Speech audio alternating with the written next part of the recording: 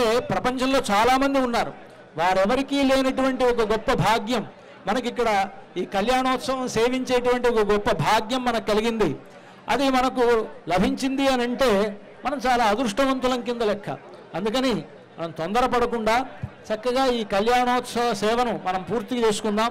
ఇక్కడ మంగళహారతి జరుగుతుంది. అదేవిధంగా మనకు ఈ సంవత్సరం పరమహంస పరివ్రాజకులు శ్రీ శ్రీ శ్రీ త్రిదండి దేవనాథ రామానుజ జీయస్వామి వారు ప్రత్యక్షంగా ఈ కళ్యాణోత్సవంలో పాల్గొని వేంచేసి ఉన్నారు. వారు మనకు చక్కని వారి మంగళాశాసనాలను అందజేస్తారు. అది కూడా మనం విందాం. మనందరికీ వారు ఆశీస్సులు అందిస్తారు. స్వామివారి మంగళాశాసనములను మనకు వారి యొక్క వాక్కుల ద్వారా మనకు అందజేస్తారు.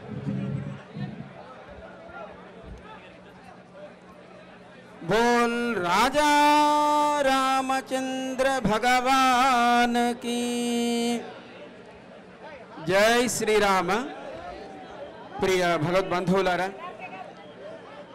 శ్రీ క్రోధినామ సంవత్సరం ఉగాదిని ఆరంభించుకొని నవమి నాడు మనమంతా కూడా శ్రీ సీతారామ కళ్యాణ మహోత్సవాన్ని మనం ఈ పూట దర్శించి తరిస్తున్నాం. స్వామి యొక్క కళ్యాణం సకల లోకాలకి కూడా శుభాన్ని కలుగ చేస్తుంది. మనకుండేటువంటి బాహ్య అంతర్శత్రువులని నశింపచేస్తుంది. మంచి ఆరోగ్యాన్ని, సంపదలని, ఐశ్వర్యాన్ని కలుగ చేస్తుంది.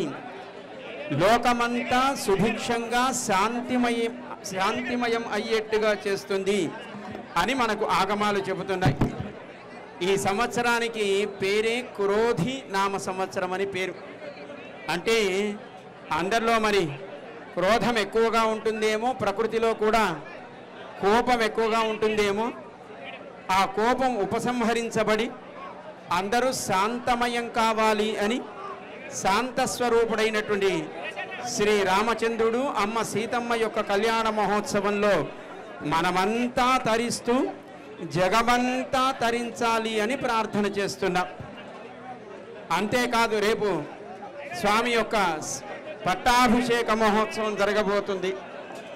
ఆ పట్టాభిషేకం అందరికీ కూడా ఆనందాన్ని కలుగజేస్తుంది. రాముడే సకల జగత్పాలకుడు అని దాన్ని స్పష్టం చేస్తుంది.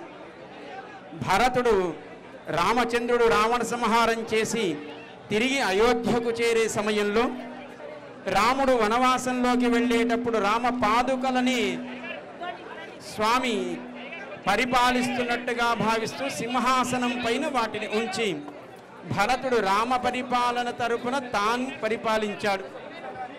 అలా పరిపాలించి రాముడు వెళ్ళేటప్పుడు అయోధ్యలో ఉండే సంపద అది 10 పెరిగేట్టుగా రామ ప్రభావం చేత, రామ పాదుక ప్రభావం చేత అలా ఏర్పడింది సుమా అని భరతుడు ప్రకటించాడు లోకానికి.